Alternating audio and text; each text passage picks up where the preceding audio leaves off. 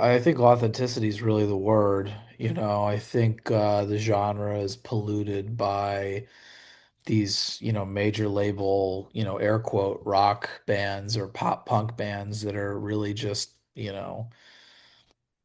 these influencer wannabe musicians that have a room full of singer-songwriters write everything for them and go, here's your album, and they auto-tune all their music and just give them a record. I think what we're doing is we're writing and recording our record ourselves, and we're competing in a not just in a rock space, but like in a pop space. I think we're doing it pretty well as of now, and as an independent. So I think authenticity is really what we're contributing.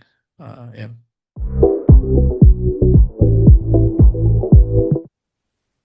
I think, well, two different answers. I think Sonic Ranch is more of an exploratory place. What I love about what Tony does there, is he's maybe one of the most selfless people on the planet. He went and bought all the best gear and stuff you possibly could imagine and flooded the studio with it, and then just lets you use it for free, essentially. And it gives you this amazing ability to record and write and experiment and figure out what you're doing at really comparatively a very minimal cost, considering what most studios charge and so forth. And so he's pretty much running a charity over there. He's such a sweetheart. And so that studio has been very integral in our creative development for those reasons, and the environment that is there as well. You're living there, you're sleeping there, all those things.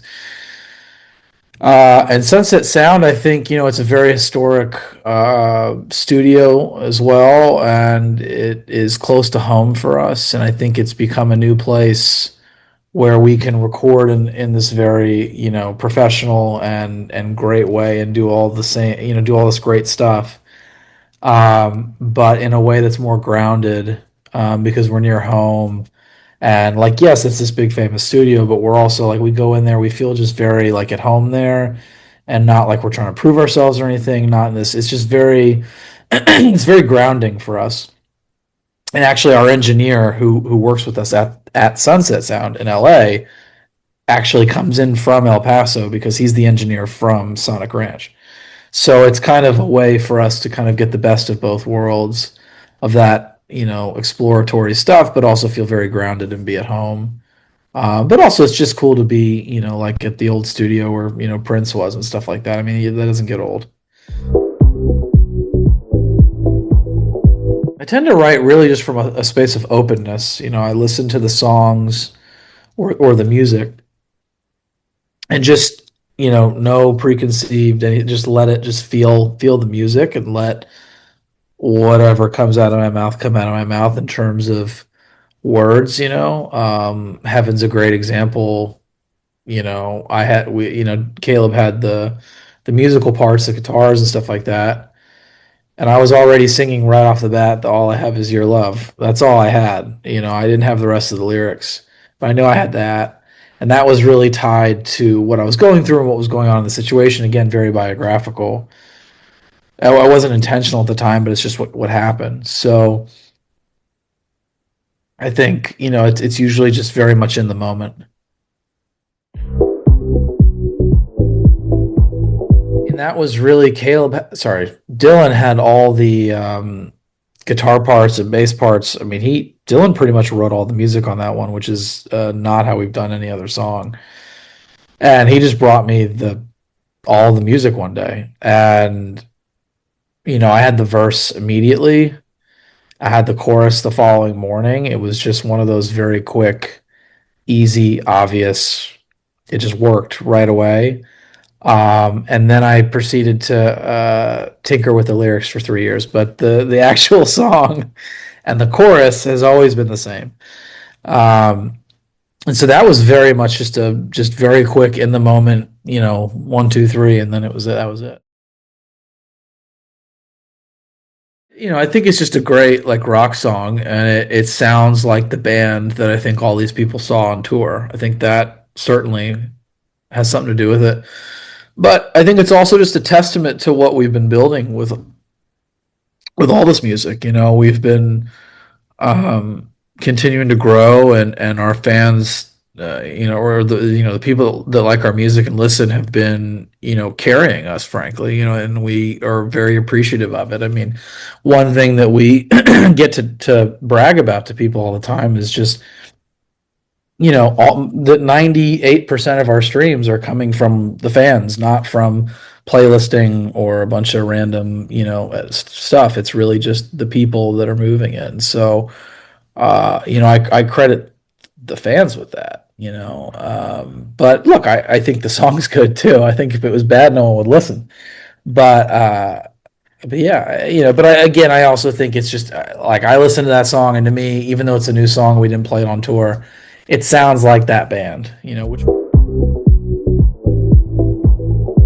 originally when doing that, I mean, it was a long time ago, but I think that song's really about a bad breakup of mine. I think it just, to me, it kind of allowed me to take that vulnerability and kind of put it into a more defiant space, where you're more looking back at it. I think Typical Ways does this too as well, where you're more looking back at a bad situation and kind of saying, "I don't need you anymore," kind of to it, which I think is more powerful. But you have to be vulnerable and accept the faults and your own faults in it in order to get there. Yeah. Around the LANY tour was certainly a marker. I think, I would say Mexico with Wallows was certainly a marker where people were singing the words back to us, and we were in the support slot. Wasn't even our show. I think that was like, whoa, all right, we've clearly done something. But it's I always say it's not like the Hollywood movies where someone just calls you and says you made it, and you're like, yay, and then the movie's over. It's very like slow, consistent building where we'll put out a song and it'll go up, and then inevitably it'll kind of do this, and then it'll go up higher, and then it'll go. It's just you have to. It's just the music business is a war of attrition. So, and we know that. So it's really just battling it out. It feels crazy looking back on it now, but in the moment you feel very like, ooh, you just feel like you're slugging it out all the time. But certainly you get there. Well, I think we've learned a lot on each of the tours, but I think the LANY tour was certainly a very quick growing experience. I think it's flashy and it's big arenas and it's very exciting and it's all new, but it's also, you'll have shows that aren't as good as others. You'll get a little you'll get a little complacent. You'll miss being home. All those like classic touring things. Come about. I think what's good is that we've learned one of our best assets is just how tough we are on ourselves. And when we have a bad show, no one ever notices it. I mean, if I told people that were at the show that was one of the worst shows we had, like, I won't name the show, but someone was at the show and they were like, "Oh, I love that show." I was like, "Really?" Like that was like my worst show of the tour, and they were like, "Really?" And I was like, "Yeah, it's okay though. I mean, you probably didn't notice it, but the good part of it is, we're so hard on ourselves that we're never going to make that mistake again. And so I think that's the growing part of it that's really good that we've learned, and I think that has been helpful in carrying forward and making sure that each tour, each show that we do is that next level up.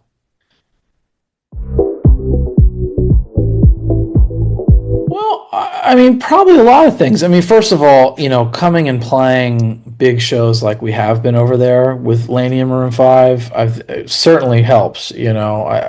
We're best when we're live, and I think that's the best sales pitch, so to speak. For why to listen to the band, because the internet is crowded, and it's hard to get people's attention on the internet. But that aside,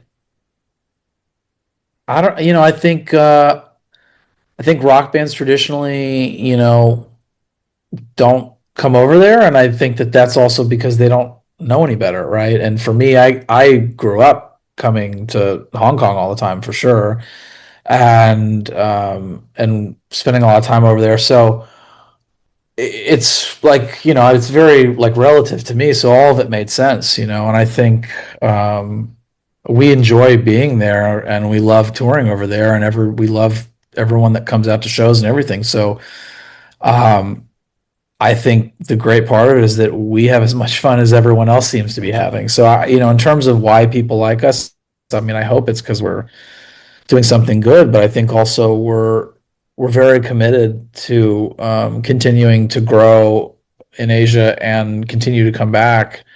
And it's a very integral part of our band.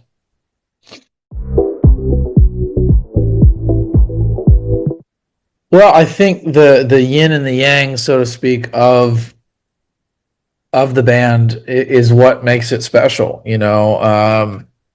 I say to the guys, serious but also joking. If I just wanted everyone to agree with me all the time, I would just do a solo project. I think, and I hate that. I want to be challenged. I think the rest of the guys want to be in a band for that reason, to create something greater than we can by ourselves. And so, everyone's personality is very different in very different ways. I would never think of, and vice versa with anybody. Like, I would never think of what Caleb thinks of, and David and Dylan and Josh and so on. So, um, that's the benefit, really. And I think the fact that we all recognize that our differences in each other is what makes us stronger. Is why we're in the place that we're in right now.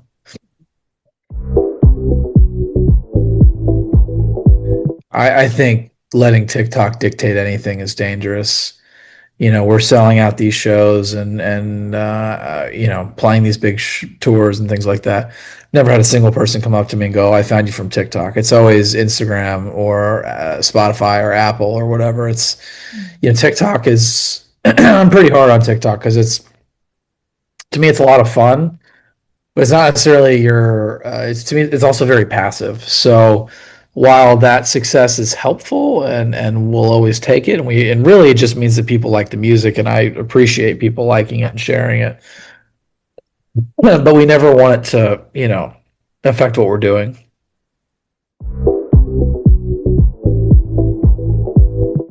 I think the larger story is really just the development of the band, and this being, I mean, the theme as well being the band. It's just, this is a band. It's just five guys from Texas in a rock band that are making the music they want to make, and the songs are about me, and it's very what it is, and biographical, and it's just the music and the theme and the album is just us.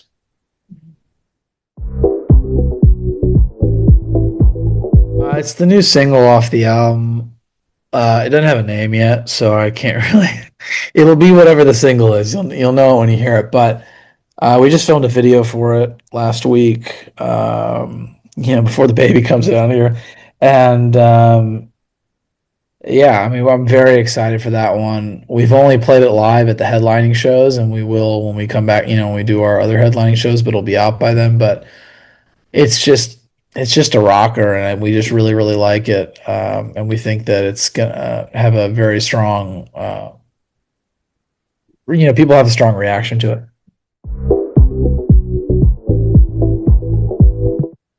Well, globally, I think we're gonna prove to the world, to the industry, that we can be a global band. I think our tour coming up this year to support the album is a world tour. We're hitting pretty much everywhere. So even places we've never been. So I think that we're going to prove that our model of selling out shows is able to work everywhere. And we know from our, as to be just blunt, we know from our data that it will work everywhere.